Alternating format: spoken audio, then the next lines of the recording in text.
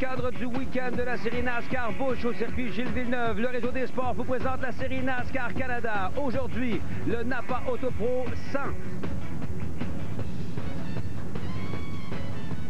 Mesdames et messieurs, bien le bonjour. Didier Escradon en compagnie d'Éric Descaries et Marc Quentin qu'on ira rejoindre dans les puits un peu plus tard.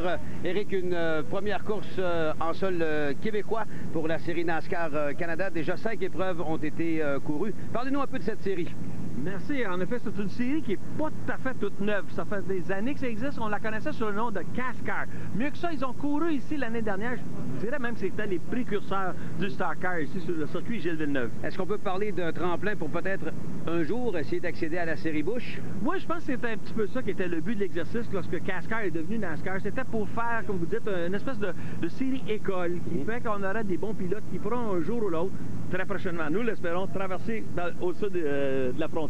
Oui, vous parlez d'école, il y en a un qui apprend vite, c'est le moins qu'on puisse dire. Andrew Ranger qui passe bien sûr des monoplaces maintenant au Stock Car. Ce dernier d'ailleurs a été le plus rapide lors des séances d'essai libre jusqu'à temps qu'il y ait la séance de qualification hier après-midi.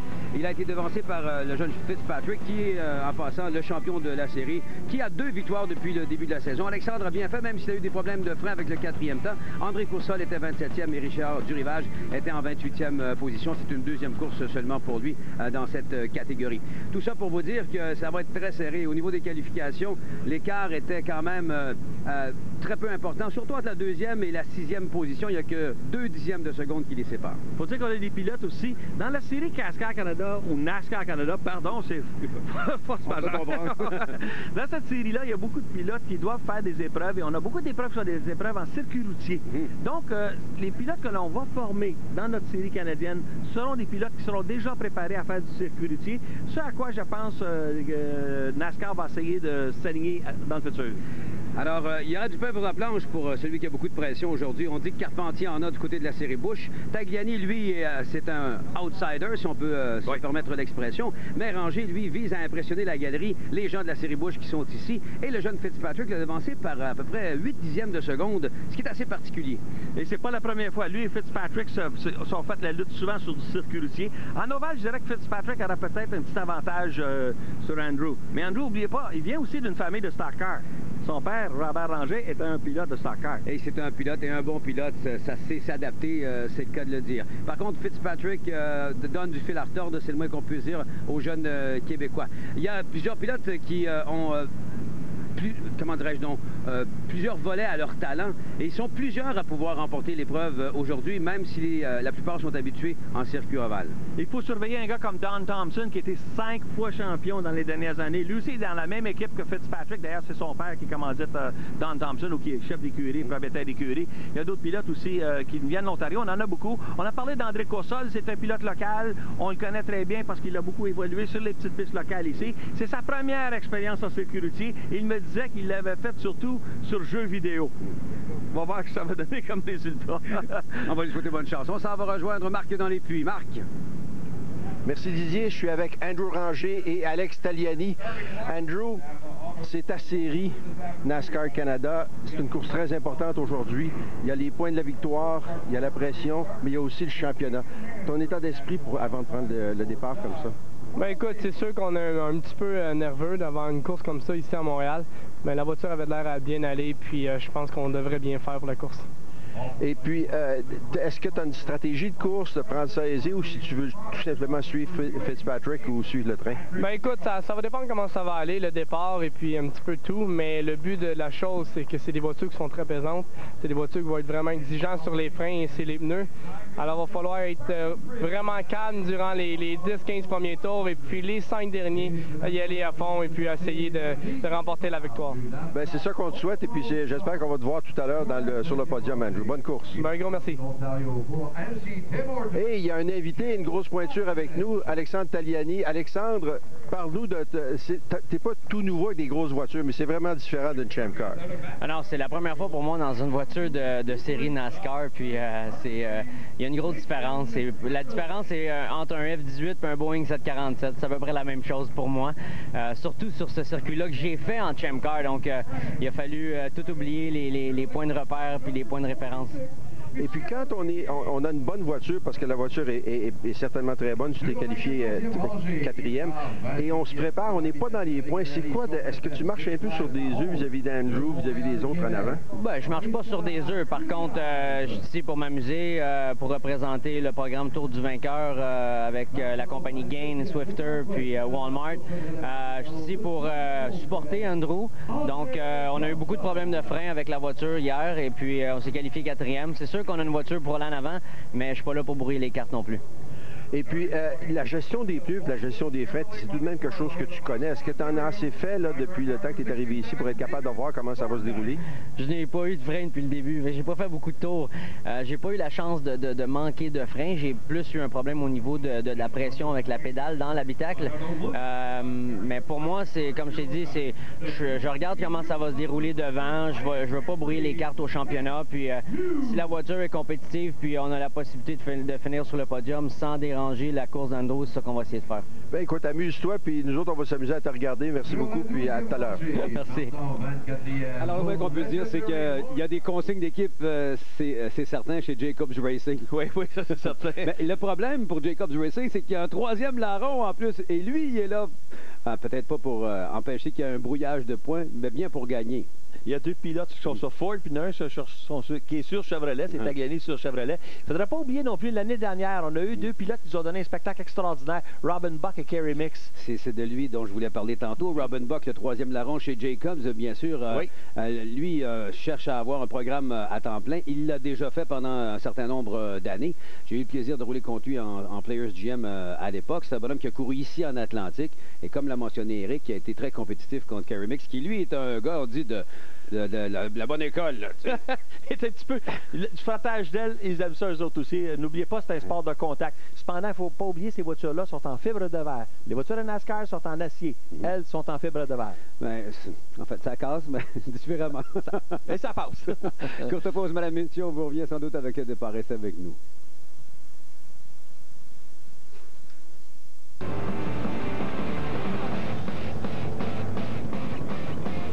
On est de retour du côté du circuit Gilles Villeneuve. Didier Scranton toujours en compagnie d'Éric Descaries et de Marc Quentin. Dans un instant, on aura le départ. Des problèmes pour le dossard numéro 25. Ça, c'est M. Lapsovitch, un autre de la série Players GM à l'époque, au début des années 90. J'ai eu le plaisir de me frotter les ailes avec lui. Mauvaise nouvelle, semble-t-il, du côté de Andrew Ranger. J'ai hâte de voir si ça va se confirmer au départ ou pas, Éric. Oui, semble-t-il, ce qu'on a eu comme information, c'est que la boîte de vitesse est devenue tellement récalcitrante que l'automobile ne semble pas vouloir rétrograder. C'est-à-dire pas l'automobile, mais Andrew ne sera pas capable de rétrograder la boîte de vitesse. Et ça, c'est pratiquement impensable parce qu'il faut rentrer strictement avec les freins dans les courbes.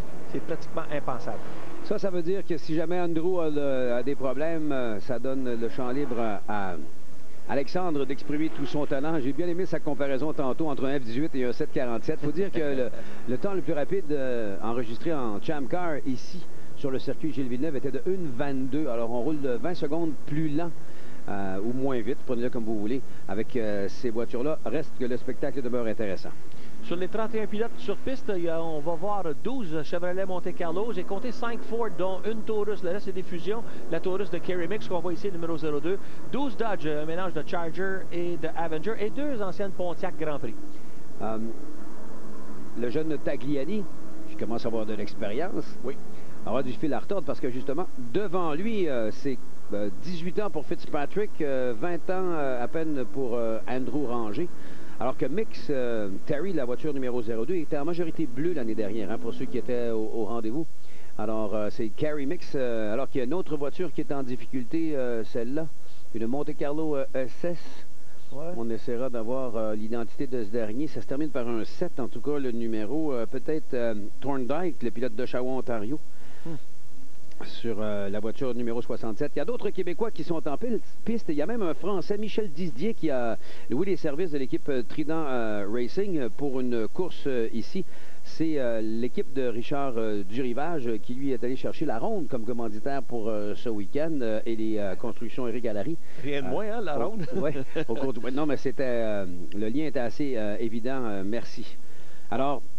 On a dit que la voiture de Pierre Bouc, numéro 29, souvenez-vous, elle était commanditée par le Parti conservateur du Canada. Semble-t-il que c'est plus sur le capot de l'automobile. OK. Est-ce que je pense qu'on devrait être en mesure d'aller jeter un coup d'œil du côté de la grille de départ pour cette première épreuve de la journée sur le circuit Gilles Villeneuve, alors que les voitures s'amènent pour compléter dans un instant le dernier tour de chauffe. Alors, J.R. Fitzpatrick est en pôle par à peu près 7 dixièmes de seconde sur Andrew Ranger. Kerry Mix est en deuxième ligne avec Alexandre Tagliani. Il y a quelques centièmes de seconde seulement qui les séparent. Sur la troisième rangée, Robin Buck et DJ Kennington.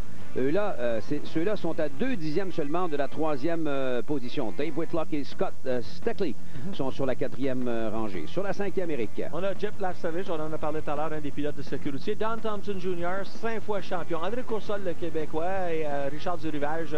André Coursol qui vient de la région de Saint-Jérôme, mais Richard Durivage qui vient de Saint-Eustache. Mais ça, sur la 14e ligne. C'est complètement en fond de gré. On a plusieurs pilotes aussi qui sont dans le milieu. On en parlera au cours de l'épreuve. Marc, un dernier mot avant le lancement de cette épreuve? Bien, écoutez, ce que je veux vous dire, c'est que Andrew Ranger, je suis avec son équipe, ils ne sont pas certains s'il y a un problème ou non. Ils ne sont pas certains si c'est parce que la boîte était juste froide et que l'huile est tellement épaisse pour protéger les engrenages que peut-être ça ne passait pas bien, mais on ne pense pas de rentrer dans les puits. Donc, on espère que ça va bien aller. Moi, ce que j'espère, c'est qu'on a parlé aussi à Tag qui est juste derrière lui et que si ça ne part pas pour Andrew, je ne voudrais pas que Tag soit bloqué derrière lui. Mais on va tout surveiller ça. Merci, Marc. Alors que la voiture de tête est toujours sur la piste dans le droit du casino. C'est là qu'on va effectuer une bonne partie des dépassements, j'ai l'impression, avant de négocier ce fameux Bonjour Québec. J'estime que ces voitures-là devraient faire un 130 à 140 000 à l'heure dans la ligne droite. Et on est obligé de faire venir la dépanneuse. Donc, on va faire un autre tour de chauffe. J'ai l'impression, la voiture de tête qui est restée sur la piste pendant qu'on voit ce peloton quand même assez imposant de 31 voitures sur le circuit Gilles Villeneuve. Comme l'a mentionné Eric un peu plus tôt au cours du reportage, elles ne sont pas en acier mais en fibre de verre. Alors, c'est comme je l'ai dit... une autre façon de briser du matériel. Mais je ne m'attends pas à ce qu'il y ait beaucoup de contacts. C'est plus d'avoir remarqué les dernières minutes des deux courses de sécurité, celle d'Edmonton et celle il y a eu du frottage d'aile entre... Oui, parlons-en entre les deux qui sont premier et deuxième sur la grille de départ. Disons que... Fitzpatrick et Ranger. Là, oui, Ranger avait souhaité la bienvenue à son... jeune et vétéran pilote et expérimenté pilote qui a gagné le championnat l'année dernière à Mosport. Disons qu'il a bousculé un petit peu pour prendre la première position avec 5 tours de piste à faire. Il faut se rappeler qu'à ce moment-là, Ranger avait fait une belle remontée puisqu'il avait anticipé le départ, lui qui était en pôle. Alors finalement, la voiture est redémarrée. Elle sera en mesure peut-être d'aller se joindre au groupe. C'est Dave Thorndike. On avait bien identifié la voiture tantôt. Et pour finir tout ça, c'est que le jeune Fitzpatrick a remis la monnaie de sa pièce à Ranger à Edmonton. Une course de 32 tours que... Andrew a mené pendant 31 tours et... Non, plus que ça, mais je pense que c'est l'avant-dernier virage où Kennington, qui le suivait sagement, Fitzpatrick, pardon, l'a légèrement bousculé à son tour pour prendre la première position. C'était une deuxième victoire de suite, puisque dans l'Ouest canadien, Fitzpatrick avait gagné à Sun Valley la semaine d'avant. On dirait qu'Andrew a un petit peu de difficulté sur les toutes petites pistes courtes. Il est peut-être un peu moins à l'aise. C'est une question d'expérience aussi. Andrew a fait beaucoup plus de circuits routiers dans sa vie que de pistes ovales. Mais gagez-vous qu'il va finir par se reprendre assez rapidement. Son père étant un des pilotes de terre battue bien connu dans le domaine. Et le jeune a appris sur la terre battue. Il reste plus rien qu'à maintenant appliquer ça sur l'asphalte. Alors, Marc est peut-être en mesure de nous donner des détails sur ce qui se passe avec Andrew. Je viens de parler avec un des chefs d'équipe du côté d'Andrew et la bonhomme m'a regardé avec un air très tendu. Il a dit, on ne sera pas certain tant qu'on ne sera pas à haute vitesse. Donc, il y a anguille sous roche. Il se passe quelque chose, c'est quelque chose de pas normal. C'est pas juste la boîte qui est froide. OK, on va espérer, merci à Marc, que ça va quand même bien se passer. La voiture numéro 67 a finalement quitté la piste après qu'elle ait été en mesure de repartir après que la dépanneuse l'ait poussée. Alors, autre pilote à surveiller là-dedans, Eric. Oh, celui qu'on voit, le numéro 4, Don Thompson Jr., qui avait mené une grosse partie de la course à Trois-Rivières, vous vous en souvenez, il y a quelques années. Et son embrayage, le disque d'embrayage avait lâché à l'avant-dernier virage, lui aussi. Alors, c'est des voitures qui sont quand même assez endurantes, même si on a plusieurs pièces qui sont d'origine ou presque de compagnie. Ce que j'ai peur un peu pour Ranger, je me demande si c'est pas justement lui aussi un disque d'embrayage qui commencerait à lui donner des problèmes. On a eu des problèmes de boîte du côté de Patrick Carpentier qui l'a malmené passablement dans sa voiture Busch. Patrick, que l'on verra en piste, je vous rappelle, à compter de midi. Enfin, lui, on le verra peut-être vers 1h30 plus qu'autre chose parce que la séance de qualification de la série Busch vous sera présentée en direct à RDS à compter de midi. Séance, façon de qualifier assez particulière. Les gens qui sont habitués au NASCAR savent que normalement les voitures vont une à la fois en piste. Peu importe si on est sur un circuit routier ou un circuit ovale. Ça, c'est comme ça qu'on le fait dans la série de la Coupe Nextel. En série Busch, on a expérimenté du côté de Mexico. On envoie les voitures par groupe. On aura des groupes de 5 qui auront 9 minutes pour enregistrer un chrono. Et c'est bien sûr le meilleur chrono qui détermine la position de départ. Et on a déterminé les groupes en fonction des temps des essais libres. Et Patrick, étant celui qui a été le plus rapide hier après-midi, partira dans le dernier groupe. C'est l'avantage qu'on lui donne. On pense qu'à ce moment-là, la piste va être un petit peu plus fraîche. Quoiqu'aujourd'hui, frais étant un mot très relatif. Moi, c'est beaucoup mieux qu'hier. Beaucoup mieux qu'hier. Ouais, un petit peu moins humide. Ça commence mieux. Oui, justement, Patrick va être contre Valiante, puis Ambrose et puis Max Papis, tous des champions de circuit routier. Qui ont été les 4 plus rapides lors de la dernière séance d'essai libre hier au circuit Gilles Villeneuve. Alors, on a bien hâte que ça se mette à rouler plein régime. Les voitures qui sont alignées. Alors, celle qui ressemble, vous l'avez vu tantôt à celle de Kyle Busch en série de la Coupe Nextel, c'est M. Coursol dans sa voiture. Il a eu la permission de le faire aussi. Il a fait des demandes spéciales pour avoir la permission de peindre sa voiture à ces couleurs-là. Alors, dans la voiture Walmart Tide, on appuie bien sûr l'opération Enfant Soleil. Andrew rangé en deuxième position. Fitzpatrick, qui est une... Et la jeune merveille, si on veut, du côté anglophone, en Ontario, devrais-je dire, 18 ans seulement, vient du Stock-Car de son côté. Et comme le disait tantôt Éric, l'adaptation, et également Alexandre Tagliani, c'est presque plus difficile d'essayer d'aller pas trop vite quand on est habitué de rouler une voiture de Champ Car, par exemple, qui fait 750 chevaux. Alors qu'on s'amène, attention, dans la dernière chicane, les virages 13 et 14, le fameux Bonjour Québec. Est-ce qu'on sera discipliné? Ils le sont passablement plus que les pilotes de Champ Car en général pour ce qui est des départs, car ils n'ont pas le droit d'accélérer avant que le vert ne soit donné. Attention. L'alignement, oui, l'alignement est très beau. Il y a quelqu'un, il y a Gibbons qui veut sortir. À l'arrière, on l'est un peu moins. Et regardez bien le signaleur qui attend que tout le monde soit bien en ligne. Et voilà, le vert est donné. Trop lent, hein? Très, très lent comme départ. Ça. Attention, il y en a un qui va en profiter par l'extérieur, justement. Et c'est nous l'autre, Alexandre Tagliani, qui se pointe en troisième position à l'intérieur de Robin Buck. Mais Buck va reprendre sa position. Est-ce que c'est Buck, ça? Oui, parce que Terry Mix est rendu en deuxième. Kerry Mix est rendu en deuxième position. Si j'ai bien vu, bien sûr. Les couleurs se ressemblent un peu entre Mix. Non, c'est bien Andrew, pardon.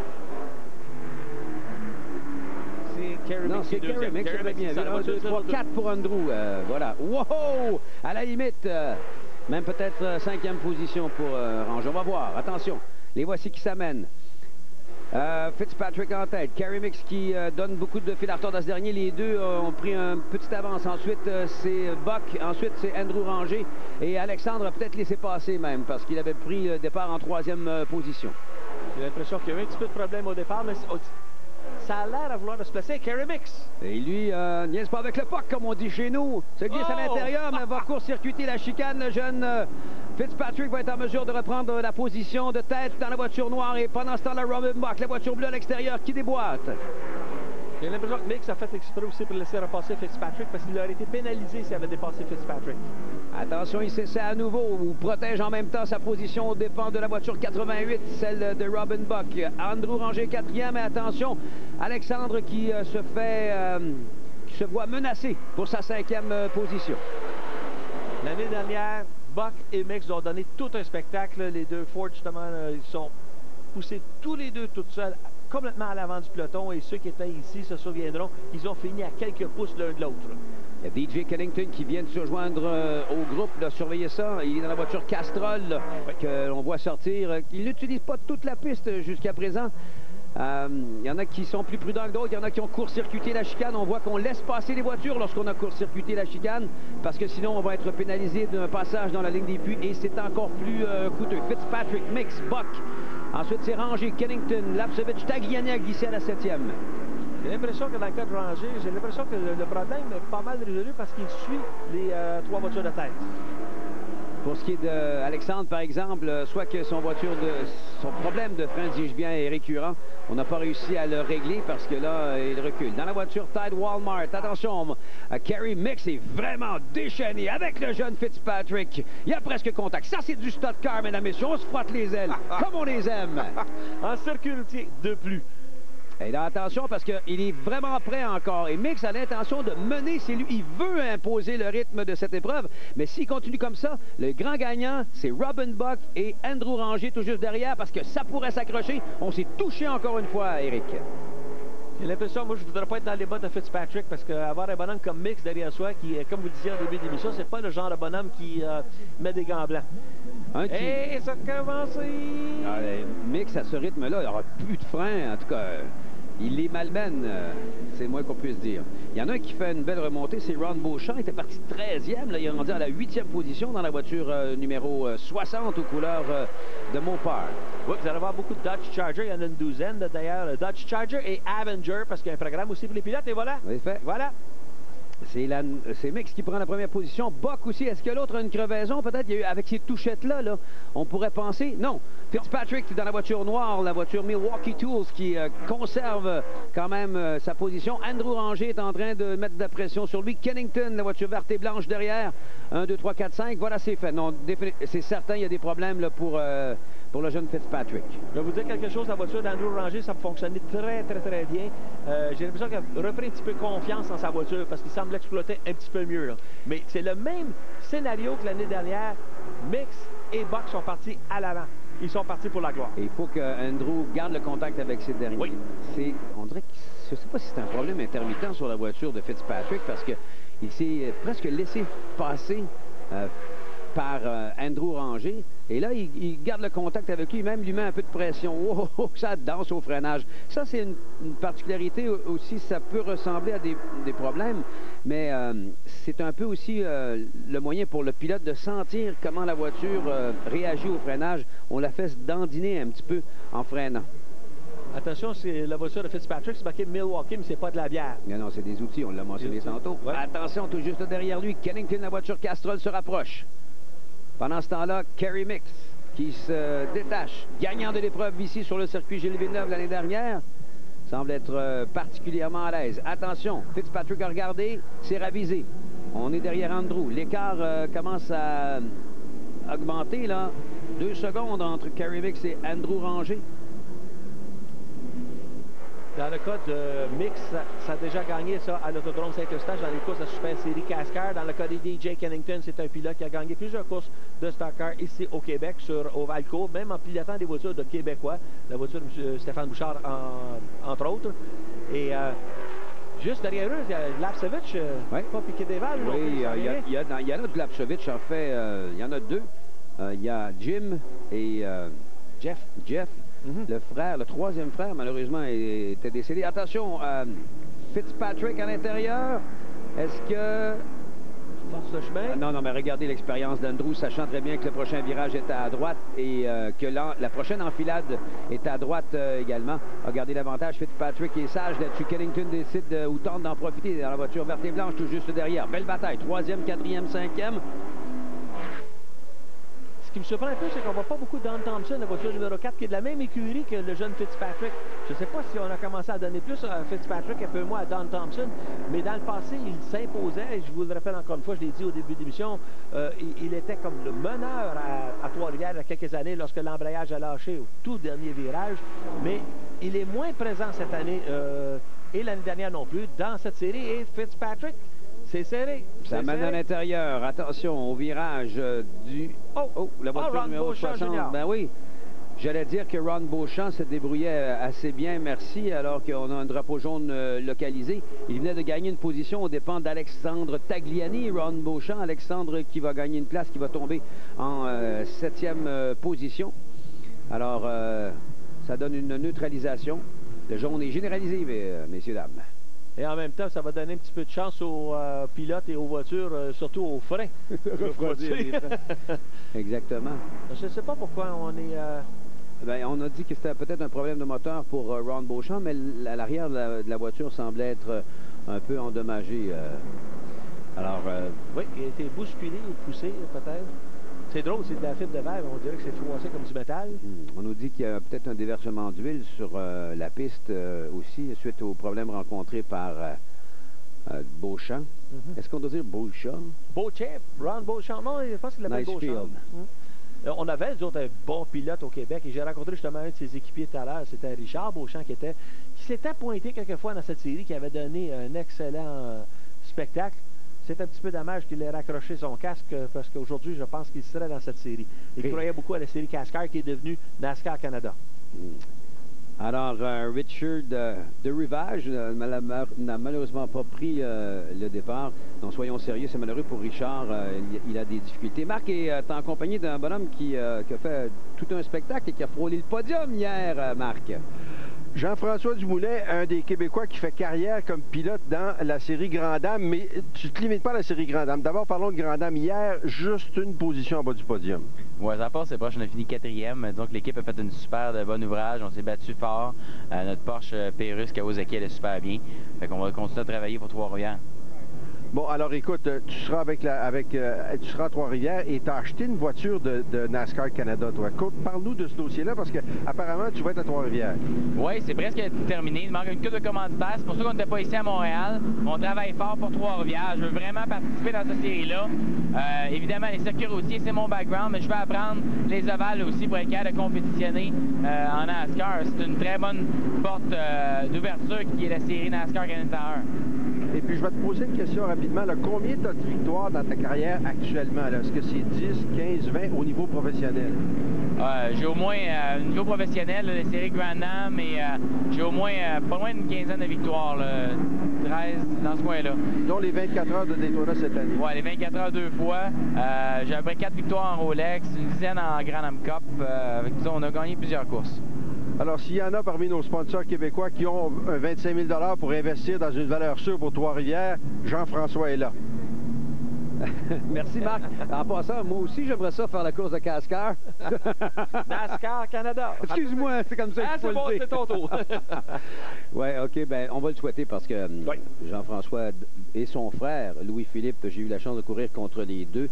Et c'est le genre de bonhomme qui vous font aimer le sport motorisé. Oui. Dans le sens que quand tu te bats avec ces gars-là sur la piste, tu sais que ça va être propre, mais ça va être sérieux. Il ne te donne pas un pouce, mais ça va être le fun. Et j'aurai le plaisir de courir contre lui dans la série Éco à Trois-Rivières. Et non seulement sur la piste, mais hors la piste. On vient de voir, ce sont des bonhommes qui sont très communicatifs et ça. Et l'année dernière, Jean-François Dumoulin, il avait terminé 7e. C'est-à-dire, il roulait 7e lorsque la boîte de vitesse a cassé sur la voiture. Dans le cas de Ron Beauchamp, on apprend que c'est du côté du moteur que ça a rendu lent. Hier, dans la course de Grand Am Rolex, j'ai eu l'occasion de la regarder. Il a fait une superbe remontée de la 12e à la 4e place, 5e place dans les derniers moments, dans le dernier passage à l'épingle. Et ça s'est bousculé à l'avant. Le 3e a fait un tête-à-queue. Il s'est retrouvé en 3e position et malheureusement, à l'accélération, la Ford Mustang, malheureusement, la Ford Mustang de Nastasi l'a doublé. Il a fini en 4e position. On fait une courte pause pendant qu'on est sous neutralisation, mesdames, messieurs. On vous revient après ceci. La course NASCAR Canada se poursuit dans un instant à RDS.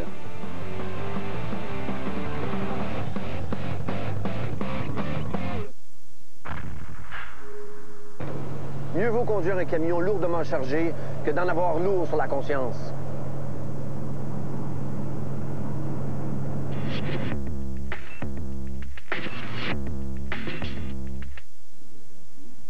Aider vos enfants à manger plus de fruits et de légumes est un défi impossible à relever?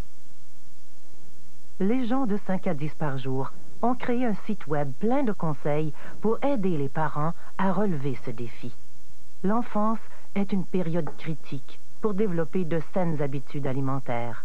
Pour des conseils pratiques, visitez 5à10parjour.com ou composez le 1-888-939-3333.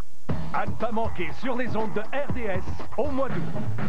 Du tennis de haut niveau avec les séries Masters de la Coupe Rogers à Montréal et à Toronto, ainsi que le tournoi du Grand Chelem du US Open. Des courses époustouflantes de la série NASCAR Busch sur des circuits d'Amérique du Nord. Des matchs passionnants de football avec beaux and Wade.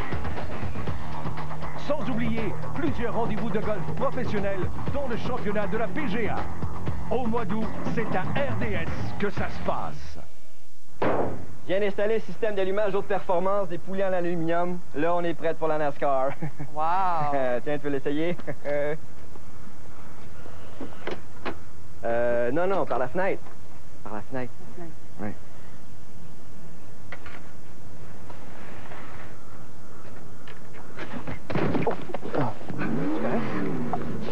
Pour les marques favorites des professionnels, passez chez Canadian Tire, le détaillant automobile officiel de la NASCAR au Canada. Là où un cheval peut s'aventurer, 381 chevaux peuvent passer en trombe.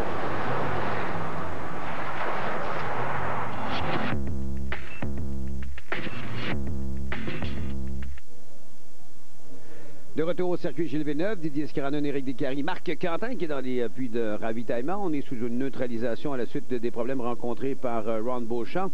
Regardez tantôt qu'est-ce qui s'est passé. On a vu très bien M. Fitzpatrick prendre l'avantage sur Andrew Ranger tout de suite après le pont du Casino. Mais regardez comment Andrew est rentré tout juste derrière et a signalé à son adversaire qu'il était toujours là. Un petit coup, deux petits coups, un petit troisième, on va essayer. Non, ça n'a pas marché. Et attention, la voiture de tête est rentrée dans les puits de ravitaillement. On est prêt à relancer l'épreuve. Mix, Carey de son prénom est en tête. La voiture numéro 02, Robin Buck, Fitzpatrick, Ranger et Kennington. Alexandre Tagliani est en 13e position malheureusement. Il y avait... quelque chose sur la voiture de Ranger, hein? Et ça m'inquiète un peu parce qu'on voit que l'aile, vu que c'est le tunnel de fuite de verre, comme vous disiez tantôt, est cassé. J'ai peur que le vent prenne ou l'air prenne dans l'aile et que l'aile se mette à ouvrir. Et à ce moment-là, les officiels de NASCAR pourraient mettre le drapeau noir et obliger Ranger à rentrer dans les puits et faire réparer cette aile. On la voit, l'aile, comme ça. Peut-être qu'il va la frotter sur un adversaire ou à la sortie d'un virage pour s'en débarrasser. Ce serait plutôt le style de l'ami Andrew. Comme Gilles Villeneuve avait fait avec son aileron en 81, ici à Montréal. Oui, exactement. Andrew Ranger qui, vous le savez, regardez, il n'y a pas eu un gros contact, mais... l'aile tient difficilement en place, comme on peut le constater. Il a repris l'avantage sur Fitzpatrick.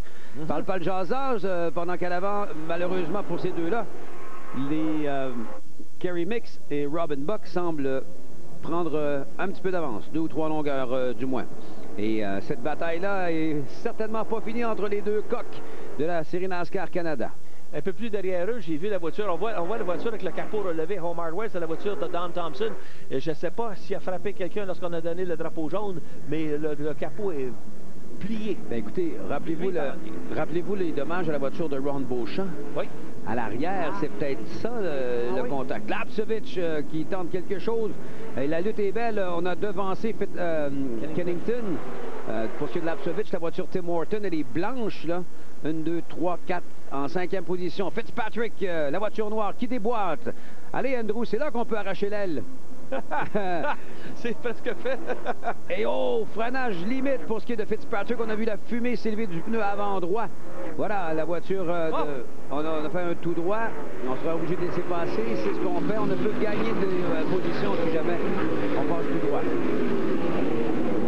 Il faut aussi expliquer aux gens qui regardent cette série-là, c'est que les silencieux sont obligatoires sur ces voitures-là. On roule avec des silencieux, ce qui fait que ce sont des voitures moins bruyantes que les voitures de la série Busch. Mais on parle quand même de moteur de 400 chevaux vaporés plus.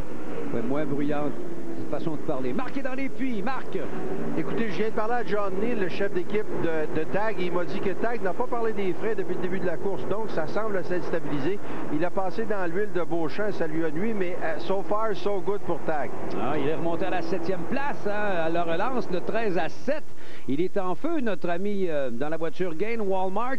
Il y a des partenaires comme HMG et Bitumar qui se sont joints à l'aventure pour permettre à Alexandre de venir peut-être donner un coup de main à Andrew, qui semble se débrouiller assez bien tout seul. Quoique là, Fitzpatrick se détache un petit peu. Andrew, la 27, est en 4e position et il est menacé par Lapcevich. Ouais. Et c'est intéressant de voir que certains commanditaires locaux aussi commencent à s'intéresser à nos pilotes. Je pense qu'ils ont besoin de... On voit la voiture CarQuest, le numéro 5 de André Coursol. Et, problème pour le 53, Peter Clott, le pilote de Alton Hill, Ontario. Oui. Lui, c'est un pilote qui est un petit peu parmi les plus récents à arriver dans la série.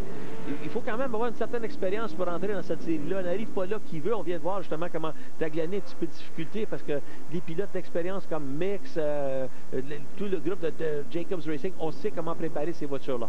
Permettrait de... Mix qui roule sur les vibreurs au maximum. Robin Buck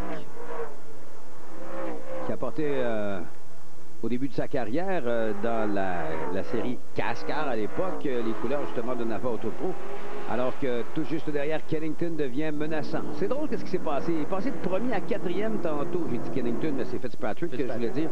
Drapeau jaune, est-ce que c'est généralisé, messieurs? Oui, en rapport avec la voiture numéro 53. Hein? Je pensais qu'il était reparti. Peter Clott, c'est pas le cas. Alors une deuxième neutralisation maintenant. Quand je suis venu ici au mois de juin, je parlais avec Terry Labonte et il me disait que les pilotes ne sauteraient pas les vibreurs ici parce que les voitures sont trop basses. Mais depuis le début, depuis jeudi que nous sommes ici, depuis jeudi que je vois les voitures sauter les vibreurs. Et vous avez vu dans le cas de Kerry Mix, c'est juste, c'est pas les roues complètement à l'intérieur qui sautent. Ils passent par-dessus, ils rentrent dans le char carrément. Oh, malheureusement, c'est pas bon pour Alexandre Tagliani. La voiture Gain Walmart dont on parlait tantôt est dans les puits de ravitaillement. Il semble qu'on ait un problème mécanique et que Marc sera bientôt en mesure de nous en parler un petit peu. Tout ça pour vous dire que lui était remonté jusqu'à la 7e position. Après avoir chuté jusqu'à la 13e place. Programme, je vous le rappelle, dans le but d'avancer des fonds également pour l'opération Enfant Soleil via le tour du vainqueur Tide Walmart. Encore une fois, on voit que Marc n'est pas tellement loin. On va laisser à Andrew le... pas tout de suite, je ne l'ai pas, je suis pas prêt. Et oui... Alors, est-ce qu'on y va? Oui. On y va, oui. Alors, j'ai Tag à côté de moi. Tag, mauvaise fin de course pour toi? J'ai pas de frein. Pas de frein? La pédale marche pas. J'ai des freins, j'ai des plaquettes, j'ai des disques, mais la pédale marche pas. Grosse déception, malheureusement. Ça avait été pour le championnat, tu sais, je suis ici pour m'amuser. Ça aurait été le fun, parce qu'on est compétitif, mais on peut pas conduire des voitures comme ça sans frein, malheureusement. C'est dangereux pour tout le monde, c'est dangereux pour toi. C'est ça, je suis pas ici pour briser rien non plus. Merci beaucoup, puis bonne fin de saison à Champ Car. Merci. Alors, veut pas, merci Marc. Il est quand même déçu, ça paraît. Je suis venu pour m'amuser, puis je m'amuse pas. Et puis il voulait aussi montrer un peu qu'il était capable dans cette série-là. Mais hier, il me parlait que la pédale allait au fond. Je comprends pas qu'on n'ait pas su réparer immédiatement ça. C'est un problème hydraulique, c'est certain. C'est des freins normaux, donc c'est un problème hydraulique. Si on a des plaquettes, on a des disques, on a tout ce qu'il faut.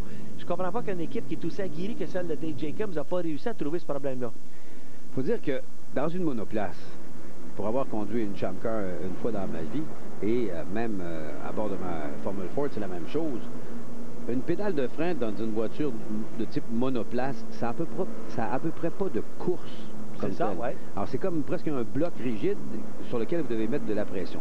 Loin de moi en train de dire que peut-être qu'il y en a des freins, puis il y a tellement de différence entre sa Champ Car et celle-là qui pense qu'il n'y en a pas. Ça, c'est pas vrai, parce qu'Alexandre Tagliani, pour ce qui est d'ajuster une voiture, la régler et avoir des connaissances mécaniques, c'est un élève de première classe, si on veut. C'est un premier de classe, devrais-je dire. Son père avait tellement d'expérience dans le domaine, il a certainement transmis plusieurs de ses connaissances. Mais ce qui pourrait être une explication, c'est que ces freins-là doivent tellement être ménagés que, quoi qu'encore là, Alexandre sait de quoi il parle. Je retire mes paroles. S'il n'y a pas de frein, c'est parce qu'il n'y en a pas, c'est certain. Parce qu'il n'y en a pas, c'est certain. J'ai conduit une voiture comme ça, justement, la semaine dernière.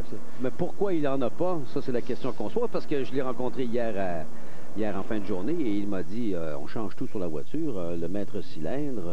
Bien souvent, ce qui arrive, c'est peut-être la manière qu'une canalisation est placée dans le châssis quelque part. S'il peut, une accumulation d'air. C'est d'hydraulique, hein? C'est la même équipe qui donne une voiture championne à Andrew Ranger, Jacob Motorsport. Ce bonhomme-là, c'est assez particulier parce qu'il pensait se retirer. Hein, parce que, en parlant de M. Jacob, c'est pas seulement qu'un propriétaire d'équipe, c'est un pilote, lui aussi. On l'a vu souvent à Saint-Eustache, il courait. Et c'est un bonhomme qui est il est bien mordu de Ford. Ces deux autres voitures sont des Ford. Celle-là est un Chevrolet. Celle-là a été achetée par Alain Labrosse, en passant, qui est impliqué dans cette aventure avec M. Jacob. C'est lui qui a été en mesure de trouver les fonds nécessaires pour pouvoir poursuivre et a décidé de s'associer avec ce monsieur-là qui, en plus d'être un pilote, comme on l'a mentionné, est un véritable passionné. Marc, on le retrouve dans les puits. Marc? Je viens de parler avec John Neal, le chef d'équipe de la voiture de Tag, et il vient de me dire qu'ils ont tout changé hier soir naturellement et que ça allait bien. Et Tag disait pas un mot parce que les freins fonctionnaient, mais à l'avant-droit, il y a un joint torique en caoutchouc qui a défoncé dans un des pistons de l'étrier droit avant, et tout le jus des freins avant est sorti par là, donc la pédale a descendu, il restait seulement les freins arrière. Je ne peux pas continuer avec les freins arrière absolument, donc c'est de la malchance pure et simple. Ça ne fait pas partie de l'équipe, c'est juste quelque chose qui arrive. En anglais, on dit « S happens ». Merci, Marc, on a la précision. Donc, comme Marc l'avait mentionné tantôt, Tag ne parlait pas de ses problèmes de frein parce qu'il n'en avait pas. Et à un certain moment donné, là, il y a eu un bris du... Oui, un joint torique, c'est une espèce de petit joint, en anglais, on appelle ça un O-ring, c'est une espèce de petit anneau en caoutchouc rond, et ça, quand ça défonce, c'est un joint. La majorité des gens qui nous écoutent sont au courant de comment fonctionne un système de freinage. Peut-être pas tout le monde, pour ceux qui ne le savent pas, c'est qu'en enfonçant la pédale, on compresse du liquide de frein, de l'huile, dans un cylindre. Et cette huile, à ce moment-là, est forcée dans des conduits qui vont, à ce moment-là, se refermer une mâchoire sur un disque. Oui. On va mettre ça simple comme ça. Oui. Alors, quand vous mettez beaucoup de pression, cette huile-là cherche à sortir par tout orifice possible et même, parfois, fait qu'il y a une pièce qui ne sera pas capable de garder son étanchéité, le cas de ce joint torique dont vous parlez, et qui s'est, à ce moment-là, brisé, qui a laissé sortir l'huile. Si l'huile sort, elle n'est pas capable de faire se compresser la mâchoire ou se refermer la mâchoire, et ça empêche, à ce moment-là, la voiture de pouvoir ralentir parce qu'on n'a plus cette pression dont on a besoin sur les disques qui sont en acier et très chauds pour la ralentir. Et c'est là que la pédale va complètement au plancher. Et ça ne prend pas quelque chose d'énorme, là. Ce petit jouet torique-là, il a juste à fendre et laisser passer 1 mm d'huile. Et lentement, la pression, mais plus rapidement que lentement, la pression, comme vous dites, on la perd. L'huile s'écoule. Et l'autre chose aussi, c'est que lorsque les freins ont tendance à chauffer, ils font aussi bouillir cette huile. Cette huile-là est bonne pour des températures très, très élevées, mais là, il y a une limite. Et lorsqu'elle se met à bouillir, vous savez, le principe d'ébullition, il y a de l'air qui rentre au travers de ça. Et encore une fois, vous arrivez pour presser, il va avoir de l'air dans la conduite, et c'est l'air qui va faire que l'huile va plutôt se déplacer et ne pas faire son rôle, pas jouer son rôle. Et quand on parle de haute température, on parle de dilatation du métal, donc ça vient, on pourrait en parler fort longtemps, mais on doit s'arrêter le temps d'une courte pause, mesdames, messieurs. Vous revenir dans un instant, en direct du circuit Gilles Villeneuve.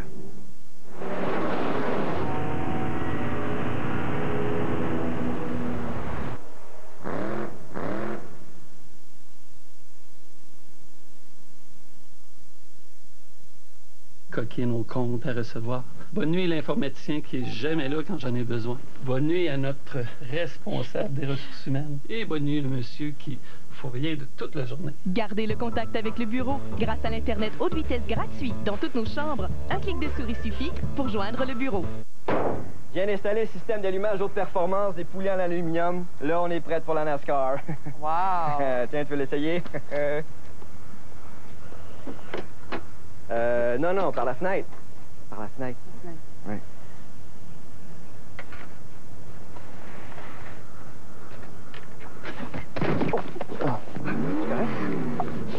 Pour les marques favorites des professionnels, passez chez Canadian Tire, le détaillant automobile officiel de la NASCAR au Canada. La fierté Dodge, inspirée par une résistance et des performances sur lesquelles on peut compter pour un travail bien fait. Un confort spacieux, une solidité et une fiabilité capables d'en prendre, comme vous, pour le travail et pour les loisirs. Et une capacité légendaire pour obtenir le maximum de tout ce que vous entreprenez. La fierté Dodge, on la retrouve dans chaque camion Dodge. Hey, t'en as pas oublié? Dodge Ram, la gamme de camions grande taille la plus robuste et la plus durable.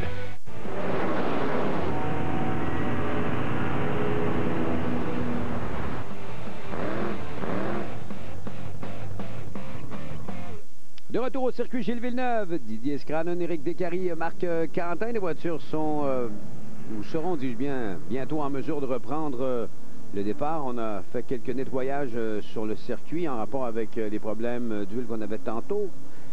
Et on devrait être en mesure, je crois, de relancer l'épreuve dans un demi-tour de piste. Marc? On vient de parler avec des gens du côté d'Andrew Ranger et on nous mentionne que je ne sais plus si je dois prononcer Ranger ou Ranger ou Ranger. On a un peu de problème, et s'il était 6e ou 7e ou 8e, on l'aurait fait rentrer. S'il était plus loin en arrière, et on aurait réparé le dommage. Moi, j'ai pas vu le dommage de mes yeux vus. Peut-être que vous l'avez vu, mais apparemment, ça dérange beaucoup l'air.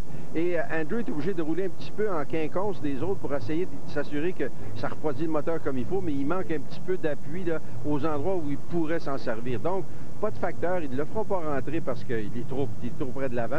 Et on espère que ça va durer jusqu'à la fin de la course et pas trop le punir en fin de course. C'est plus esthétique qu'autre chose. Ça doit le ralentir un petit peu. Ça doit avoir un tout léger effet parachute que l'ouverture de l'aile comme ça. Il n'y aura pas de problème au niveau du refroidissement du moteur comme tel. Mais comme vous le voyez très bien à l'écran présentement, l'aile est détachée. Et ça a certainement un effet parachute. Je viens de voir une voiture, je ne sais pas si c'est une pièce qui s'est détachée, qui s'est mise à rouler sur le bas-côté. Je ne sais pas si c'était une pièce de plastique quelconque.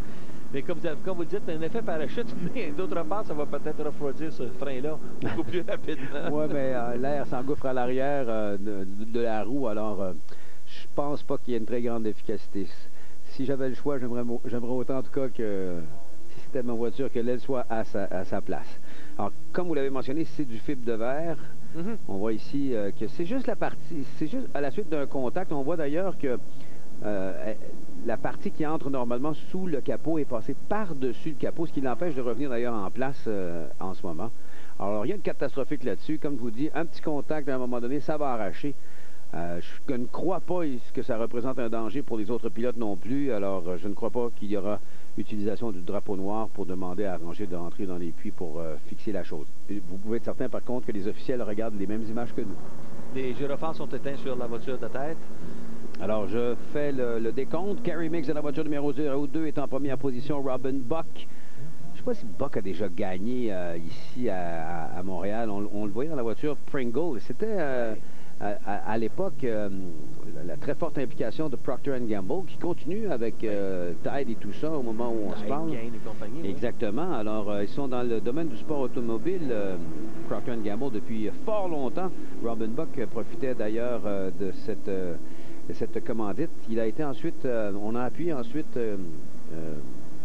Kenny Walden, que j'ai eu l'occasion de croiser tout récemment dans les puits de ravitaillement également, qui a remporté la série de GM en 92, la dernière année.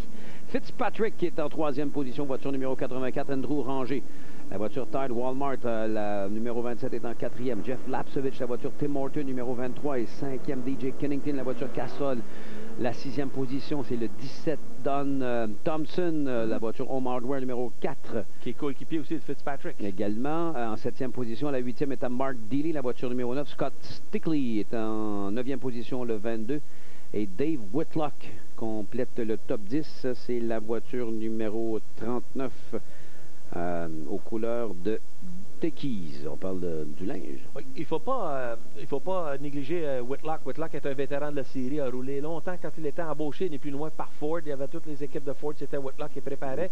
Lorsque c'est passé plus à Dodge, et vous voyez que Dodge, vous parliez d'implication, s'il y a vraiment une marque qui est vraiment impliquée dans le sport automobile, et ça à plusieurs niveaux, c'est bien des belles Dodge pour démontrer une image de performance. Alors, il a aidé à bâtir les équipes de Dodge. Et juste derrière lui, il y a Peter Gibbons sur le Chevrolet numéro 11 de Canadian Tire. Ça aussi, c'est un autre pilote qui a énormément d'expérience dans la série NASCAR. Pas sûr qu'on va faire 23 tours, hein, Marc? Non. Eric, puisqu'on a quoi, un temps limite, soit 75 minutes. 1h15 minutes. Est-ce que vous avez noté à quelle heure exactement on avait donné le départ, par contre? Attention! Le vert est donné. On a eu le départ, semble-t-il, à peu près à E23. On fera un petit calcul. Et c'est reparti. Kerry Mix toujours en tête. Et attention, est-ce qu'on tente quelque chose du côté de Buck? Il est très près à l'entrée du virage numéro 1. Virage numéro 2, ce qu'on appelle le Sénat. Vous avez vu qu'on a fait des réparations avant la tenue de l'événement d'aujourd'hui. La petite bande noire là, par l'extérieur. Lapsovich qui tente quelque chose. Non, c'était pas Lapsovich, je m'excuse. C'était une autre voiture blanche. 1, 2, 3, 4, 5 pour Lapsovich, le 23. Sa voiture est taclée, j'ai l'impression peut-être qu'il semble être sorti de piste. Peut-être un problème de frein ou quelque chose de genre, mais il y a l'échappatoire, comme vous disiez, qui est tellement bien fait aujourd'hui. Kerry Mix me surprend parce que c'est un bonhomme qui gagne, je le dis, sur les petites courses, sur les petites pistes ovales comme à Saint-Eustache, à 4/10 de mille. Et c'est un pilote qui gagne aussi en circuit routier. Alors, comme on le disait au début d'émission, la série NASCAR Canada va peut-être générer des pilotes qui sont capables de faire tout genre de circuit. faut dire qu'il faut garder les pieds sur terre aussi, parce que un budget pour ce qui est de la série NASCAR Canada, alors que la voiture numéro 25 se pointe à l'intérieur. Ça, c'est Jim Lapcevich, le frère de Jeff. J'en avais parlé tantôt. Leur troisième frère, Joe, courait dans la série Players GM à l'époque, en revenant du Grand Prix ou de la course de Vancouver de kart. On s'en souvient en 1992, malheureusement. Ou à la fin de 91, il avait eu un accident avec le transporteur en revenant à la maison. Il était malheureusement décédé. Ça avait acheté tout un froid sur la grande famille de la Players GM à l'époque. Attention! Oh, Fitzpatrick est assez... Il se pointe à l'intérieur. Moi, j'en reviens pas. Regardez bien faire un mix. Il saute les vibreurs avec cette vieille Ford Taurus parce que c'est une voiture de l'ancienne génération, l'ancien modèle. C'est pas une voiture toute neuve. Dans le cas de Jacobs, on a refait au moins des carrosseries. Regardez, Fitzpatrick qui est en pris de position sur Robin Buck. Attention, est-ce qu'il sera en mesure de conserver? Oui, monsieur. Buck qui se met tout juste derrière. Andrew qui voudra en profiter dans la voiture orange et verte, la 27 tout juste derrière. Buck qui se pointe à l'intérieur. Oh! Même chose du côté de Andrew Ranger qui s'est ravisé en prenant les virages 3 et 4. On connaît bien Robin Buck et j'ai l'impression qu'il se passe quelque chose sur la voiture de Robin Buck parce qu'il semble ralentir. Le bloc est un petit peu rangé. Ranger va certainement le dépasser. C'est deux voitures de la même équipe, préparées pareil. Mais je pense qu'à ce stade-ci, après le dépassement, contact entre les deux premiers. Les autres vont réussir à passer, j'ai l'impression, avant d'arriver au pont de la Concorde. Au moins, en tout cas, Robin Buck. Et regardez, ça va mal finir, tout ça. L'autre qui protège sa position, je parle de Fitzpatrick, la voiture noire. Eh bien, ils n'auront pas réussi Fitzpatrick, mais après ça, avec le travers qu'il a fait, là, après avoir fait contact avec la voiture de Kerry Mix qui était en première position. Wow!